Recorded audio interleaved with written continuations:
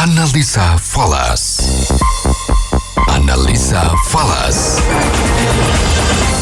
Analisa Falas Pas FM bersama saya Fahmi Andrian dan saya sudah tersambung bersama Alwi Asgaf, Research Analyst GK Invest. Halo, selamat sore Pak Alwi. Ya, selamat sore Mas Fahmi. 14.338 ditutup untuk di hari Senin ini ya, SG, rupiah kita ya. Kita lihat juga sebenarnya banyak mungkin sentimen-sentimen yang kurang baik dari luar yang mempengaruhi pergerakan rupiah maupun pergerakan IHSG sebenarnya. Tapi kalau rupiah sendiri Anda lihat seperti apa nih Pak Alwi penutupan untuk hari ini? Ya, kalau kita lihat penutupan rupiah hari ini ya bisa dikatakan flat ya, cenderung flat ya, karena yang pertama memang pasar masih katalisnya masih sepi ya, dan investor ini sepertinya masih terus mencerna perkembangan dari krisis Ukraina ya, yang diharapkan bisa mengarah pada adanya perdamaian ya. Jadi pada hari Minggu itu ada Menteri Luar Negeri Turki ya yang mengatakan bahwa Rusia dan Ukraina itu hampir mencapai kesepakatan tentang isu-isu kritis ya, dan dia berharap untuk gencatan senjata ya. Nah, situasi tersebut ya bisa mengangkat sentimen pasar ya. Ini terlihat dari pasar saham yang sedikit tenang ya, tidak bergejolak atau tidak mengalami fluktuatif yang hebat ya, seperti ketika invasi Rusia baru berjalan ya, dan ini agak mengangkat sentimen buat pasar ya, bagus buat aset beresiko seperti rupiah ini ya. Tapi di sisi lain ya, sentimen ini masih pasar juga ini masih diliputi mengenai kekhawatiran kenaikan suku bunga The Fed ya. Memang di pekan lalu The Fed itu kan menaikkan suku bunga acuannya sebanyak 25 basis poin ya. Tapi beberapa pejabat The Fed itu masih ada yang tidak setuju ya dengan keputusan The Fed ya. Bahkan ada Presiden Minneapolis ya, Neil Kashkari, dan beberapa pejabat elit The Fed lainnya itu memprediksi adanya kebijakan yang lebih hawkish ya jika inflasi Amerika belum membaik atau terus tinggi. Bahkan ya ada pejabat The Fed yang hawkish ya, jadi dari distrik St. Louis ya, James Bullard ya, ini yang dia mengharapkan kenaikan sebesar 50 basis poin ya, dan suku bunga bisa mencapai 3% di akhir tahun ini. Nah, ekspektasi mengenai kenaikan suku bunga yang lebih agresif ini tentunya menjadi tekanan tersendiri ya buat rupiah ya. Pasalnya ketika suku bunga Amerika Serikat atau suku bunga The Fed ini lebih terus mengalami penguatan nih, dikhawatirkan bahwa ada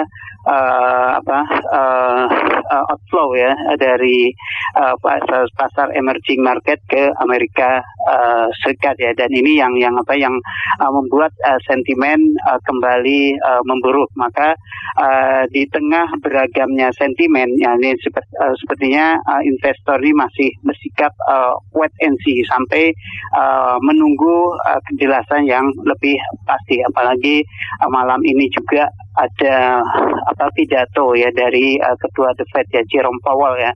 Nah, tentunya investor akan mencerna pidato Powell tersebut, dan kalau misalnya ini Powell ini masih tidak se-hawkish pejabat-pejabat lainnya, nah ini mungkin bisa menguntungkan buat rupiah. Oke. Nah Pak Alwi, kalau kita lihat emas bertahan di 1923.61, kadang turun kadang naik juga cukup tinggi, dan faktor geopolitik masih terus mempengaruhi pergerakan emas. Tapi kalau Anda melihatnya ini ke depan emas ini akan bergerak seperti apa Pak Alwi, range-nya? Ya, kalau kita lihat harga emas memang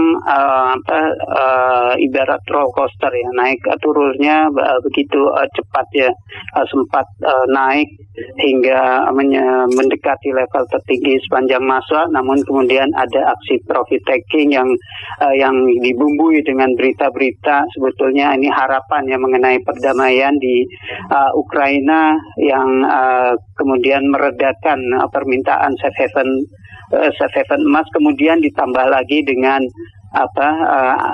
ekspektasi kenaikan suku bunga yang lebih agresif yang menekan harga emas lebih untuk terkoreksi lebih lanjut ya di pekan lalu. Namun emas ini masih untuk prospek ke depan ya. Kalau kita melihat inflasi hampir di semua negara itu cukup tinggi. Dan konflik di Ukraina ini masih belum juga bisa dikatakan selesai. Jadi ini masih bisa mendukung prospek emas ke depannya untuk bisa menguat kembali ya.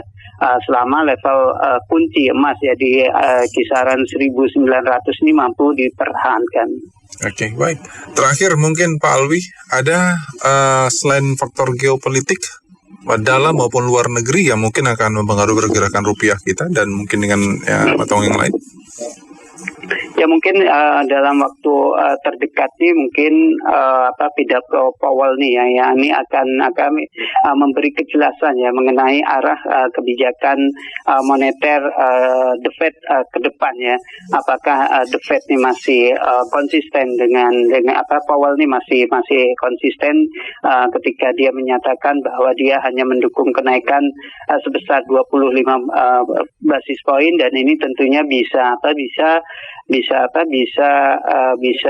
menjadi sentimen positif buat rupiah, karena pasar sudah price in, sudah tidak kaget lagi kalau misalnya memang arah suku bunga ke depan seperti itu. Tapi kalau misalnya dalam pernyataannya nanti Powell membuka wacana mengenai kenaikan 50 basis poin, nah ini yang harus diwaspadai. Kemungkinan sentimen pasar bisa memburuk lagi, dan ini bisa menekan aset-aset beresiko termasuk juga mata uang rupiah. Sementara kalau dari dalam negeri ya, kalau kita lihat minggu ini tidak terlalu banyak data ekonomi ya yang dirilis ya. Jadi fokus pasar kemungkinan akan tertuju pada yang tadi ya,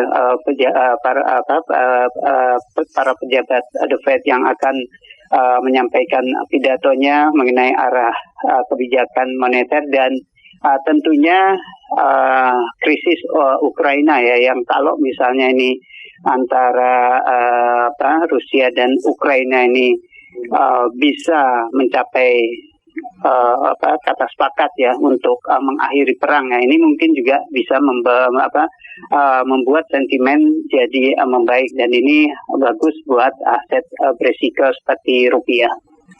Baik, kalau begitu terima kasih banyak atas waktunya Pak Alwi. Selamat sore dan sukses selalu untuk Anda. Oke, selamat sore. Terima kasih Mas Romi. Analisa Falas bersama Alwi Assegaf, Research Analyst GK Invest, saya Fahmi Andri.